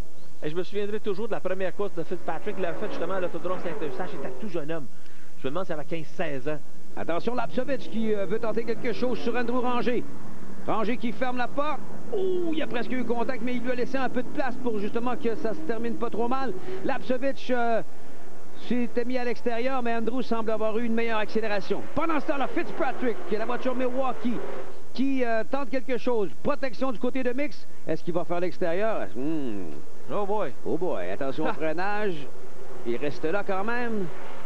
Voilà, il se réveille au dernier moment. Il devrait avoir une bonne sortie. Il aura peut-être eu contact, mais on ne l'aura pas vu. Non, ça a quand même réussi à passer. Moi, je pense qu'Andrew aussi va faire attention parce que vu qu'il mène au point, c'est dans son intérêt de finir cette course-ci. Le gros succès de cet événement au cours de la fin de semaine, regardez-moi les estrades sur le côté de la piste. Également, encore une fois, contact entre Fitzpatrick et Kerry Mix. C'est que les gens qui sont venus voir ça, il y a énormément d'amateurs de circuit routier. On s'aperçoit que les gens de Stock Car sont capables de donner un excellent spectacle sur le circuit routier.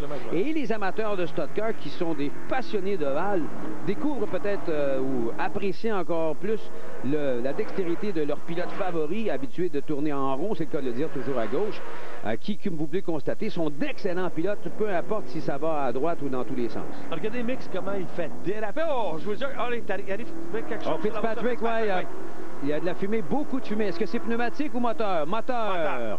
Fitzpatrick qui va voir son moteur exploser. Alors, j'espère qu'il n'ira pas sur la ligne de course. Le mal est fait, là. Andrew qui est derrière lui, pourtant. Ce qui est malheureux un peu, c'est qu'on n'a pas donné peut-être de recommandations aux pilotes. Si vous voyez un échappatoire, vous attendez. Bon, mais là, il vient de mourir, c'est le cas de le dire. Gault, qu'on prononce comme ça, John Gault. Oui.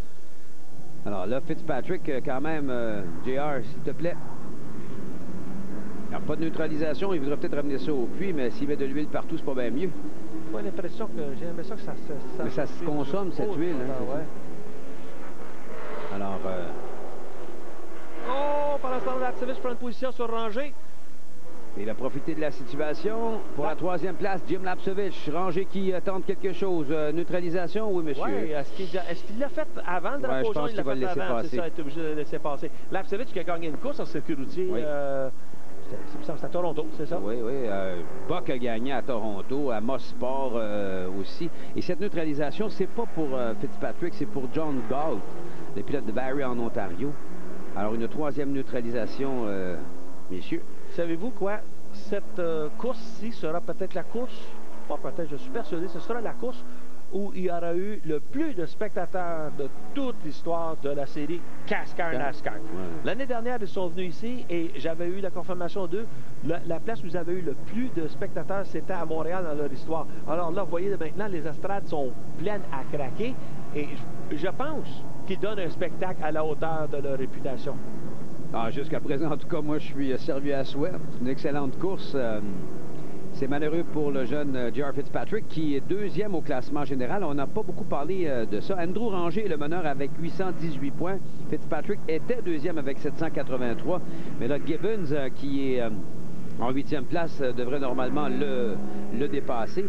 DJ Kennington à 759 aussi. Alors Fitzpatrick va sans doute glisser de la 2e à peut-être même la 7e position au classement général s'il y a abandon de la part de ce dernier.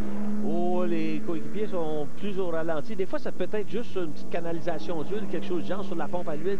C'est toutes des pièces externes. Hein? De la façon dont ça s'est passé, ça a commencé par une bonne quantité de fumée, ça s'est replacé un petit peu et ensuite le deuxième coup, là, je pense qu'on venait de rendre l'arme. Il venait de sauter les vibreurs et il les a sautés de très haut. Est-ce qu'il aurait frappé quelque chose à partir du carter d'huile, qui lui est en acier et non pas en fonte? Et ça, on serait venu casser quelque chose, fort possiblement la prise de la pompe à l'huile ou quelque chose du genre dans le fond du moteur. Je suis curieux de savoir ce qui s'est passé. Ça a l'air d'être un contact avec le fond du moteur ou quelque chose qui aurait cassé lors du contact avec les vibreurs. Carter sec là-dessus? Carter sec dessus, ça, oui. Alors, quand on dit carter sec, c'est que normalement sous... Dry sump. Ben là, on va essayer de vous expliquer. Normalement, l'huile qui voyage dans le moteur pour le lubrifier est située dans une espèce de réservoir qu'on appelle en bon français la panne, qui est sous la voiture. OK? Alors, et la pompe à huile est dans cette espèce de... la cavité qu'on a justement dans cette ce récipient, whatever.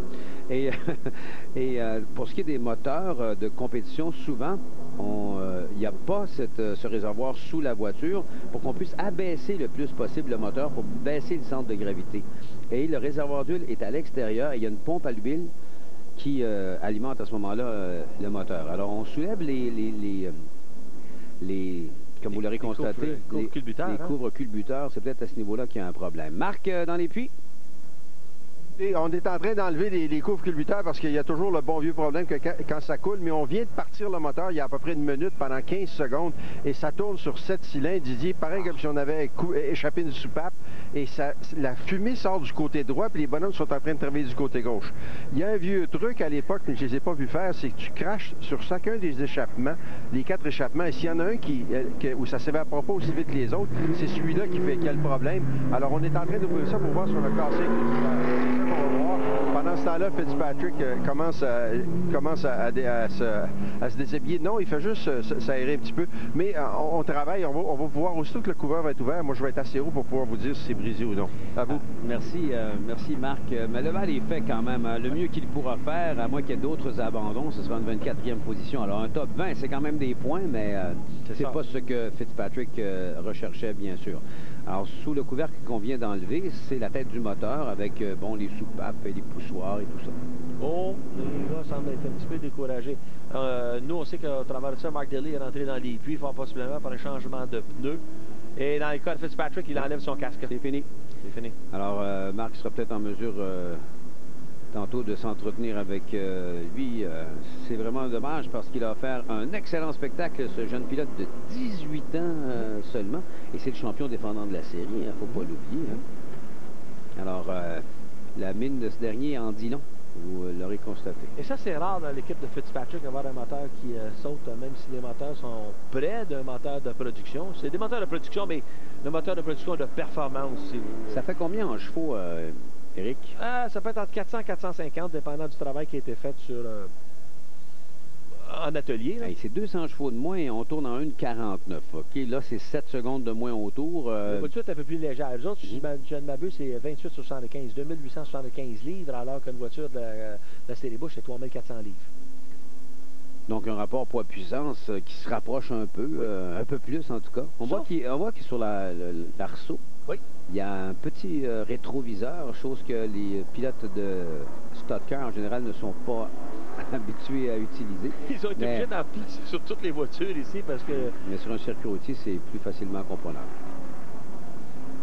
Alors, on voit que l'équipe aussi de Don Thompson vient donner un coup de main. Le monsieur Getz avec la combinaison rouge. C'est un monsieur de l'équipe de Don Thompson qui est le coéquipier de J.R. Fitzpatrick, Junior Fitzpatrick. Son père, c'est John Fitzpatrick. On parlait du classement général. Peter Gibbons, qui a déjà été champion lui aussi, est en 3e position. DJ Kennington est 4e au classement général. Mark Deedy est 5e. Dom Thompson, c'est 5 fois champion? Oui, 5 fois champion, Don Thompson. Don Thompson, qui est 6e au classement général. John Galt, qu'on a vu abandonner tantôt, le numéro 12, était 7e. Ensuite, c'est Jason Attaway, Derek Lynch et Dave Whitlock, qui est 10e au classement général. Whitlock qui connaît une course un peu plus difficile. Il y a des noms, je voyais Trevor Seibert tantôt. Mon Dieu, on revient de loin. Trevor Seibert qui était en GM, lui, il y a plusieurs années de ça. Exactement. Et il a été aussi en Cascar du côté de l'Ouest. Alors, pour les Québécois, André Coursol est en 20e position au moment où on se parle. Abandon de Tagliani, abandon de Michel Didier, le Français de Richard du Rivage. Richard, je ne crois pas qu'il ait pris le départ. Je vois 0 tour, alors que M. Didier a réussi 2 tours de piste seulement. Alors, même si on a beaucoup travaillé, on ne peut pas en récolter les fruits, malheureusement. On n'arrive pas là-dedans, cette série-là, comme un cheveu sans soupe. Il y a énormément de préparation, beaucoup d'expérience à acquérir. Et ce que l'on voit à l'avant, ce sont des gens avec beaucoup d'expérience. Trevor Seibert, dont je vous parlais tantôt, la voiture 69, est en 15e position. Trevor Seibert, ça a roulé en Formule Atlantique avec des budgets extrêmement limités. Mais je me rappelle d'un haut fait d'armes de Trevor Seibert à Halifax, au Grand Prix d'Halifax en 1993.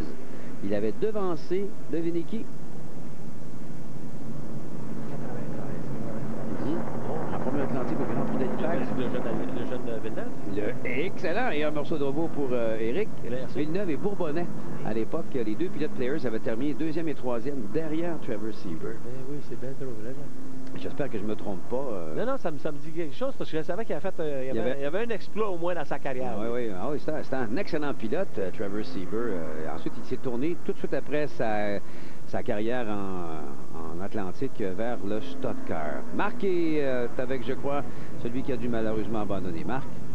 JR, things did not go well. Tell us what happened, because it started earlier in the race. Yeah, the Milwaukee Chevy was really good. I just looked at the sheets. We definitely had the fastest car. At the beginning, it was an electrical problem. I switched the box and it ran fine, and I started picking them off again because I lost quite a few spots. And after that, the electrical problem went away for a few laps, and the car was really fast, and then the motor started acting up a little bit and started smoking, and we dropped a valve, so that's a tough day for the Milwaukee Chevy, but we'll somehow get back up there in points. And when you were riding out there, the brakes appeared to be well. You could pace yourself and outbrake people. Yeah, I definitely had a lot of brake left. I put about a couple rounds of rear in, so I'd save my fronts, and the car was hooked up like Kerry in front of me there. I wasn't meaning to bump into him, but I was just braking so much better than he was, and I had a lot of car left. It was really good. We were definitely going to be in contention for the win today. Well, you're certainly in contention for the rest of the season, and we wish you good luck. Thank you very much. Thanks. Alors, merci Marc. Bon, on a parlé des freins, il était très sage, et du problème qu'il a eu en début de course, on ne s'était pas trompé. C'est ça, je disais, à un moment donné, il se passe quelque chose, parce qu'il y a plusieurs pilotes qui le dépassaient, et puis, oui, on voit que les gyrophares sont éteints sur la Dodge Avenger de tête. Donc, problème électrique, a-t-il mentionné. Il a changé de boîte d'émission pour régler ce problème, et ensuite, ça a été le moteur. Oui. Et il l'a dit, et s'est excusé un petit peu d'avoir à quelques reprises frappé à l'arrière Kerry Mix. Il dit, j'avais pas mal plus de freinage que lui, et il dit, j'étais en train de les ménager, parce que il a parlé du répartiteur de frein. On peut mettre un peu plus de frein vers l'arrière ou vers l'avant. On vous a parlé du fonctionnement des freins tantôt avec la pression d'huile. Alors, on laisse passer plus ou moins d'huile vers l'avant par rapport à l'arrière, et ça change la répartition des freins. Et il dit, j'avais encore beaucoup de pédales, si on veut, pour me rendre jusqu'à la fin. La voiture était très compétitive, et lui est un excellent pilote et nous l'a montré. Et il a dit, en anglais, il dit « I dropped the valve ». Ça veut dire qu'une soupape s'est détachée de la culasse, est tombée dans le cylindre, le piston l'a poussé. Habituellement, quand le piston pousse ça, on perce le piston, il casse, et c'est pour ça qu'on a vu toute cette fumée-là s'échapper par les échappements.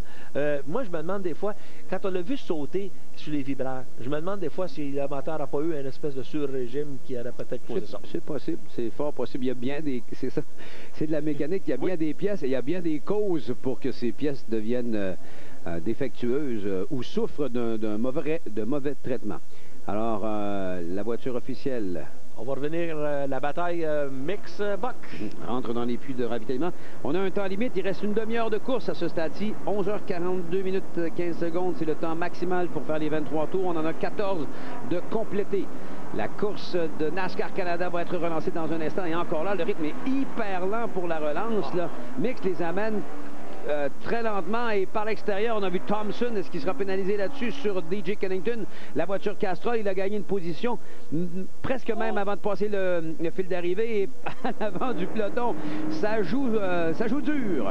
Moi, je suis persuadé que c'est une stratégie de Kerry Mix.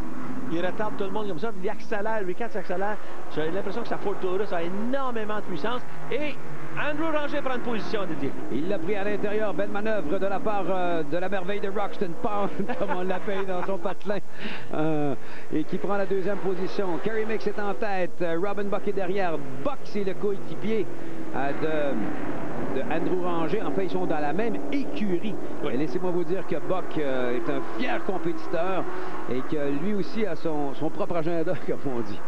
Mais je vais vous dire que derrière lui, les deux coques en avant se poussent plus comme ils se poussaient du restant du groupe. Hein? Attendez, on vient juste de faire la relance. J'ai l'impression que Mix, s'il n'y a pas trop de pression de l'arrière, pourrait se détacher. Pendant ce temps-là, Lapsovich, on l'a vu, la voiture numéro 23 est en 4e position. Don Thompson, le quintuple champion dans cette série, est 5e dans la voiture noire. Kennington, la 6e. Stickley, Gibbons, qui est maintenant rendu en 8e. Wilkins et Jim Lapsovich, le frère de Jeff, est maintenant en 10e place. Je vais vous dire que si on a une course comme ça cet après-midi dans la série Busch, on va avoir tout un spectacle.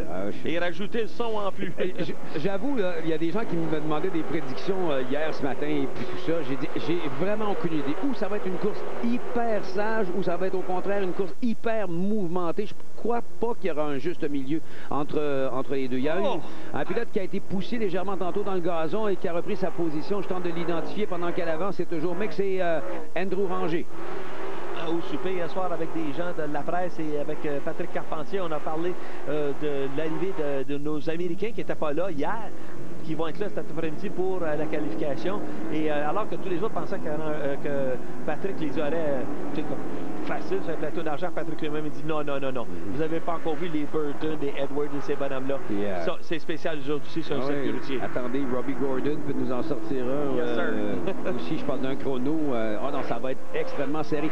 Ce qui va être dur pour Patrick tantôt, ça va être d'essayer de se retenir parce qu'il est capable de rouler très, très vite. Mais il faudra être en mesure de le faire pendant toute la course et j'ai hâte de voir comment il va réagir au niveau de la pression pour ce qui est de la qualification. Attention, alors ça joue dur. Là. Whitlock attendait quelque chose à l'extérieur. Il était très près du mur à la sortie. On s'en souvient l'endroit où malheureusement Jacques Villeneuve avait terminé une de ses courses au circuit Gilles Villeneuve. Buck qui met de la pression dans la voiture numéro 88. Robin Buck qui est appuyé cette année par Ron's Burner Services. Et il y a une activité caritative en rapport avec une campagne de levée de fonds pour aider des gens en difficulté. Le 23, Jim Lapsovich attaquait très fort au niveau de, justement, Robin Buck. Ce serait peut-être bien que Lapsovich mette beaucoup de pression sur Buck pour que notre ami Andrew soit en mesure de se concentrer sur la lutte. Regardez l'aile qui lève de plus en plus. Là. Ça donne certainement un effet parachute. Est-ce qu'elle va finir par arracher? À un moment donné, de toute façon, si elle pend trop, peut-être que les officiels de NASCAR vont être obligés de le faire rentrer parce que ça pourrait être un problème. Et dans le cas de 23, je ne veux pas vous prendre, c'est Jeff. J'ai dit Jeff? J'ai dit Jim. Ouais. Ah, Jim. Je comprends de les confondre, moi aussi, des fois je les confonds, mais le 23, c'est Jeff. Ouais. Jim, je pense que c'est le 25. Attention. Mais les voitures se ressemblent aussi énormément. Kerry Mix qui commence à creuser un écart. Oui, un petit écart. Là. Son rythme est très régulier. C'est un bonhomme, moi j'ai trouvé... peut-être pas facile d'approche, c'était un petit peu bourru. Là. Première impression, on a l'impression de faire affaire avec des bons vieux pilotes de stock car du passé, là, les mâcheux de cigares. Mais c'est un bonhomme qui... C'est souvent l'image qu'on se fait du pilote de stock car, alors qu'Andrew est peut-être la nouvelle coqueluche, tout comme le jeune Fitzpatrick. Marc, Marc, dans les filles? Écoutez, je viens de parler avec un équipier d'Andrew Ranger qui me dit que Andrew, hier, se servait de 7400 tours sur son moteur et que les autres montaient jusqu'à 8100, 8200. Je me demande si Fitzpatrick, son problème de soupape qui s'est décroché, c'est pas dû au fait qu'il roulait un peu trop vite avec le moteur. Merci. On a entendu la foule réagir autour de vous. Marc, c'est parce que le 88, Robin Buck avait dépassé Andrew Ranger en arrivant à la chicane après le pont du Cosmos, le pont Subway dans ce cas-ci. Et ce dernier a repris sa position quand le 88 est sorti de piste momentanément. Lapsovich en profite pour tenter quelque chose et la 4e position, ce qui a donné beaucoup de place pour respirer à Andrew Ranger. Attention, la table est mise peut-être pour une fin de course fort intéressante. On verra qu'est-ce que ça va donner. Il nous reste une vingtaine de minutes maintenant avant la fin de l'épreuve. Et je pense que DJ Kennington est en train d'en profiter aussi. On va peut-être faire 23 tours finalement, Eric, on va voir. Non, Kennington est obligé de rester. DJ Kennington va se retrouver lui aussi tout à l'heure dans la course des voitures de série Bush. Et le jeune J.R. Fitzpatrick aussi. Mais ils ne s'attendent pas à être parmi les premiers, mais c'est des bonhommes qui vont donner quand même un effort assez important. Lapsovich, Jeff, le 23. Oh! Hey, contact! Oh là, Robin sont des...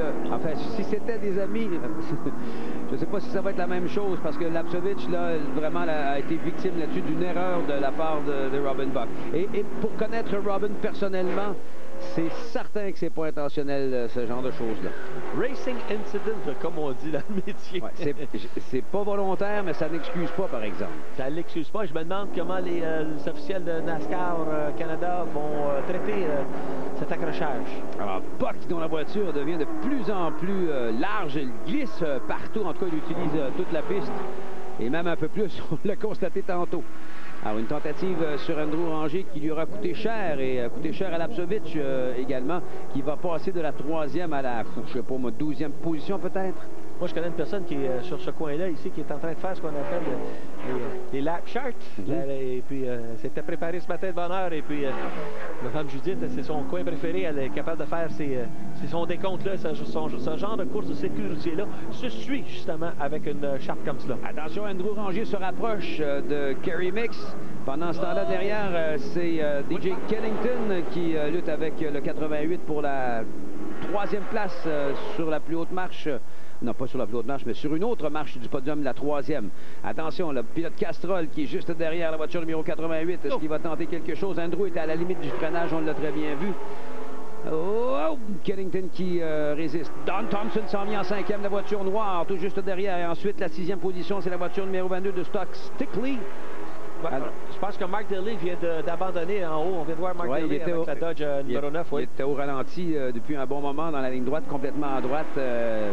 C'est une belle manœuvre de sa part pour ne pas nuire au reste du peloton. Mark Daly a tellement d'expérience. J'ose espérer qu'il va s'enlever carrément du chemin et ne pas causer un drapeau jaune. Ça serait plutôt le style de Mark Daly. Attention. Kerry Mix qui voit s'amener le meneur au classement général, Andrew Ranger, dans la voiture Tide Walmart, dont l'aile avant est en train d'arracher lentement mais sûrement. Il n'y a pas de problème à ce niveau-là. Le pire, ce qu'elle peut faire, c'est tomber sur la piste, peut-être malheureusement causer une neutralisation. Je pense qu'il reste encore une agrafe en bas, complètement en bas. Si l'agrafe peut tenir, il peut y aller jusqu'à la fin de l'épreuve. Ouais, oh, mec, ça a des problèmes. Oh, tout droit, ça va permettre à Ranger de passer peut-être. Et où par l'extérieur, c'est assez osé, là. La foule réagit. Andrew Ranger, est-ce qu'il sera en mesure? L'autre à l'avantage parce que le prochain virage, c'est l'épingle. Et ça, si Andrew est sage, il l'amène à faire un freinage tardif, prend la ligne idéale, va croiser à l'intérieur. Pas assez de puissance. Pas assez. Même chose que l'année dernière, c'était la duel mix box, c'était comme ça. Alors, c'est pas fini ça, messieurs. Messieurs, dames, on va croiser le fil de départ arrivé et il restera 3 tours de piste à faire. Attention. Là, ensuite, Mix qui est très défensif. L'aile en question devient de plus en plus parachute. Ah, c'est la greffe en bas, tiens. Oh, il a manqué complètement. Et là, attention, Andrew Ranger a l'avantage. Parce que là, le prochain virage, il y a un petit virage à droite, là, mais c'est bien sûr le virage numéro 1. Ranger devrait prendre la première position. C'est là qu'on replace l'aile. On se touche. On glisse. Est-ce qu'on va aller tout droit? Non. Kerry Mix a manqué son coup complètement et Ranger prend la tête. La foule est en délire. Pas juste la foule, nous aussi. Alors, Ranger, là, attention, il faut qu'il mène pendant 3 tours. Ça, c'est une autre affaire. Mix c'est un coriace adversaire. Et attention, il y a une voiture au ralenti. Là, Mark Dealey, toujours sur la piste. On va le rejoindre pour une deuxième fois. Et est-ce que ça va nuire à un ou à l'autre? Ah non, on est sorti complètement de la trajectoire pour Dealey, pour laisser passer les meneurs. C'est ce que je vous disais, c'est un professionnel, Mark Dealey. Ils ont des communications radio aussi, hein, eux autres, dans cette série-là. Au passage de la ligne de départ-arrivée, avant que Andrew Ranger ne prenne la première position, il y avait 2 millièmes de seconde entre les deux. Il faut que ça reparte, il faut que ça reparte. Doug Brown, est-ce qu'il sera en mesure de le faire, le 10? Je dis ça parce que Andrew a un léger avantage sur, pour l'instant, Kerry Mix. Est-ce qu'il va être capable de le garder? C'est ce que nous verrons. Oui, il ne faut pas qu'on ait de drapeau jaune ici. Et là, quand on arrive à l'épingle est, vroom vroom, la foule réagit, vous l'entendez. Kerry Mix est rapide, là. Attention, c'est pas terminé cette épreuve. Je veux pas me faire oiseau de malheur, mais il semble être quand même... Oh, j'ai peut-être parlé un peu vite. Ça, c'est l'effet élastique, comme on dit. Hein? Celui qui est derrière se rapproche toujours lorsqu'on arrive dans le virage, dans la partie la plus lente. Mais alors, celui qui est devant, lorsqu'il réaccélère, c'est là qu'on voit si vraiment l'autre a pris un avantage. Au freinage, il est rapide, mais il a un peu plus de difficulté. Il est peut-être un peu trop agressif, Kerry Mix, sur les derniers vibreurs des virages 13 et 14. Mais il garde quand même le contact avec Andrew. Andrew doit à ce moment-ci, alors qu'il va rester 2 tours de piste, se concentrer au maximum sur ce qu'il fait et non ce qui se passe derrière lui. C'est facile à dire, pas toujours facile à faire, parce qu'on a vu que Kerry Mix est juste derrière lui. Absolument incroyable. C'est la série Canadian Tire, la série NASCAR Canadian Tire, là.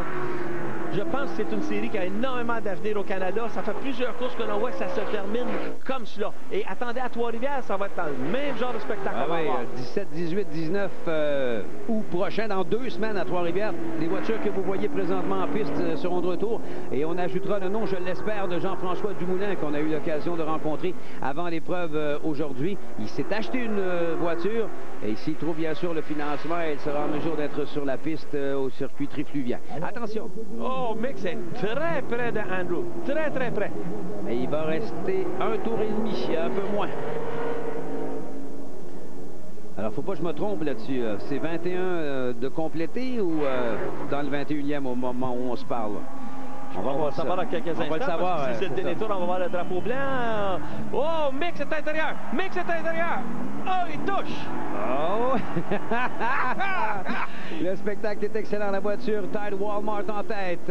Hey, il se laisse pas impressionner là-dessus. Andrew Ranger, qui a été le plus jeune pilote de l'histoire avant que Ray Hall ne réécrive le livre des records à terminer sur le podium en Champ Car. C'était au Mexique, on s'en souvient.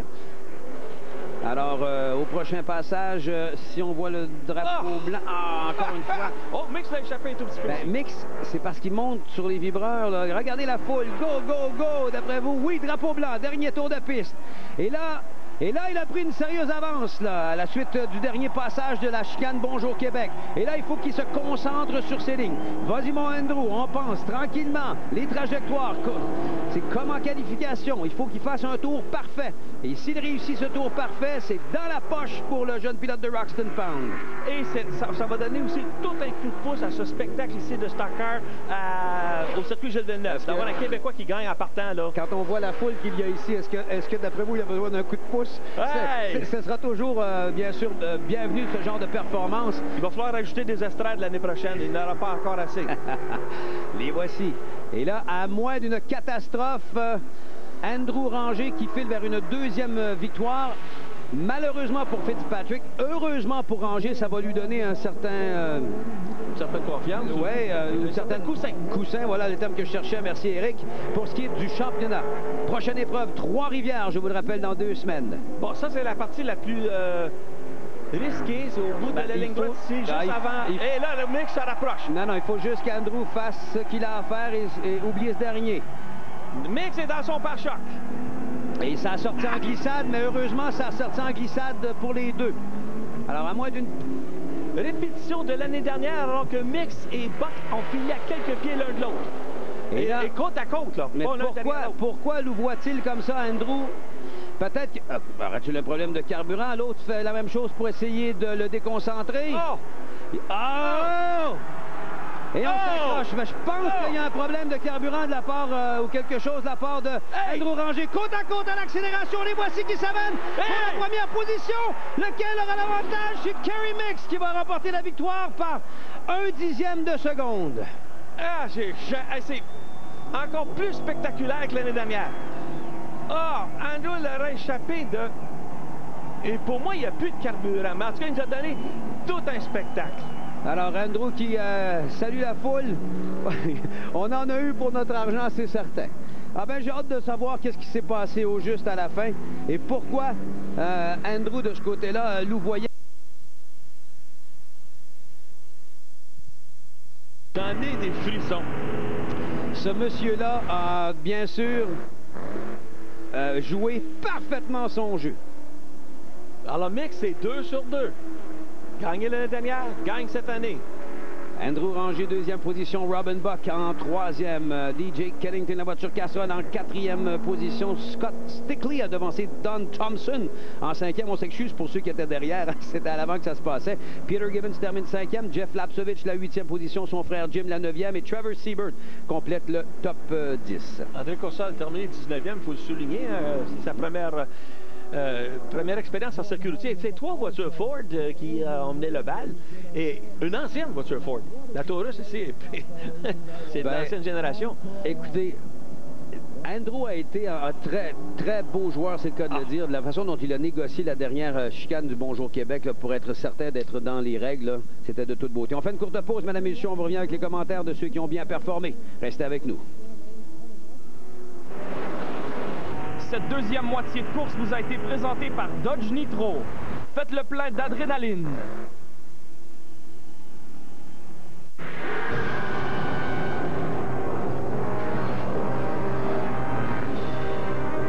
À la maison.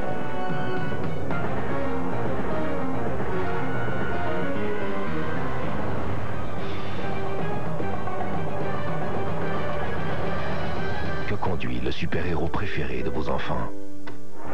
La toute nouvelle Dodge Avenger 2008. Technologie, innovation, puissance. Cap et collant non inclus. Bonne nuit, M. Tremblay. Bonne nuit, Diane. Bonne nuit, le type qui flambe des heures dans mon bureau. Bonne nuit, le petit nouveau. Bonne nuit, la coquine au compte à recevoir. Bonne nuit, l'informaticien qui est jamais là quand j'en ai besoin. Bonne nuit à notre responsable des ressources humaines. Et bonne nuit, le monsieur qui fourvient de toute la journée. Gardez le contact avec le bureau grâce à l'Internet haute vitesse gratuit dans toutes nos chambres. Un clic de souris suffit pour joindre le bureau. Viens installer le système d'allumage haute performance des poulies en aluminium. Là, on est prêt pour la NASCAR. Wow! Tiens, tu veux l'essayer? Non, par la fenêtre. Par la fenêtre. Oui.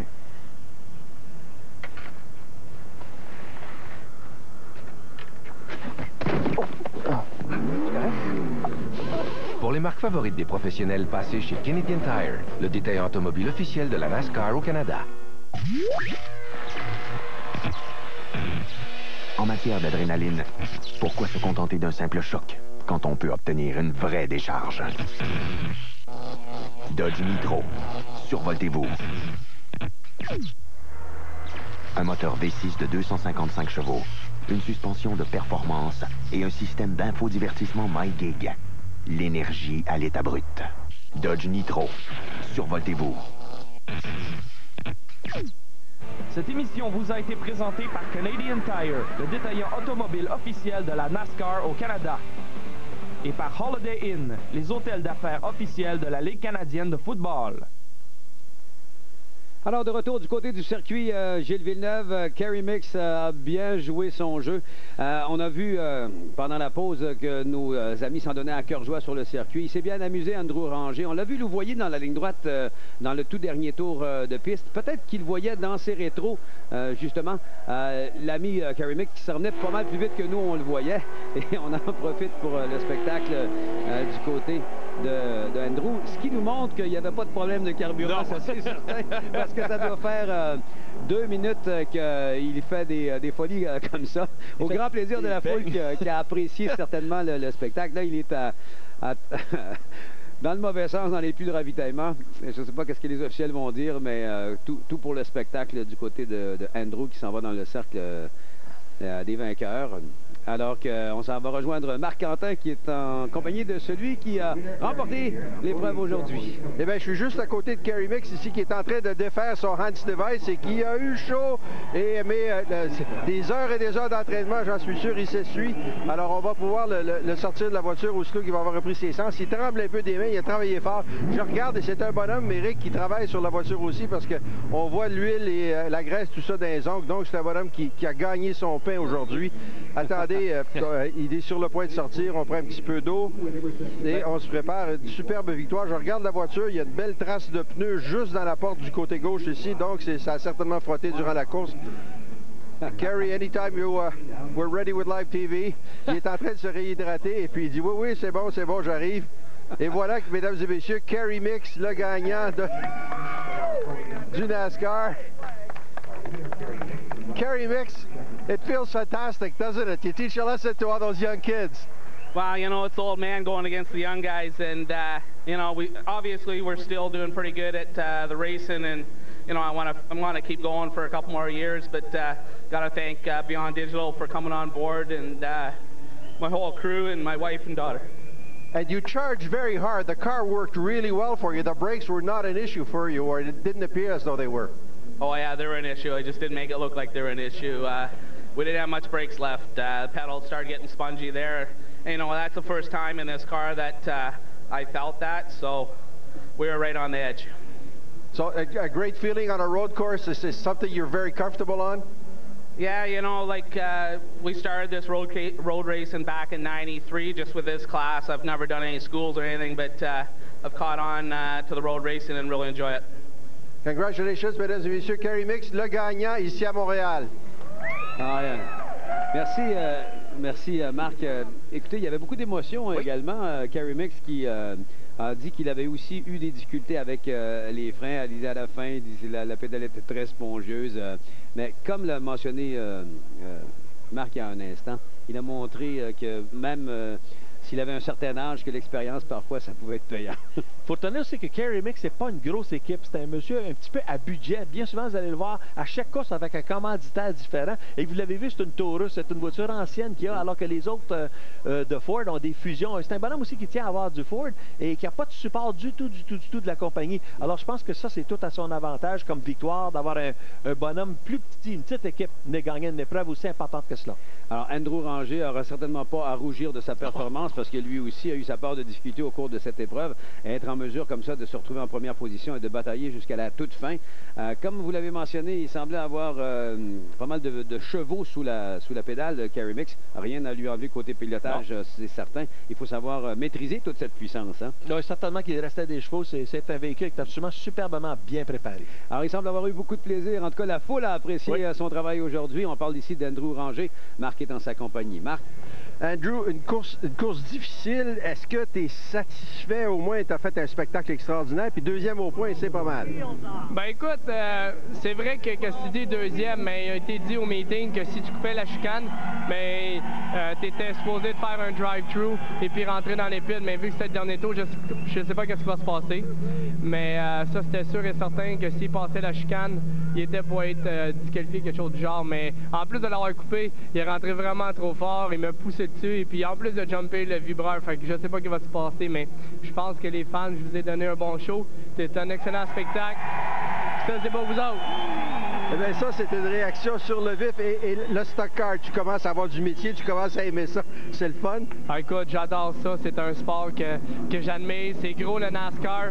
Et puis, mon rêve, c'est d'aller en bas. Je suis en Excel, fait qu'on va essayer de le réaliser. Bien, l'auditoire était ici aujourd'hui, puis tout le monde a bien apprécié le spectacle. Bravo encore une fois. Un gros merci tout le monde. Woo!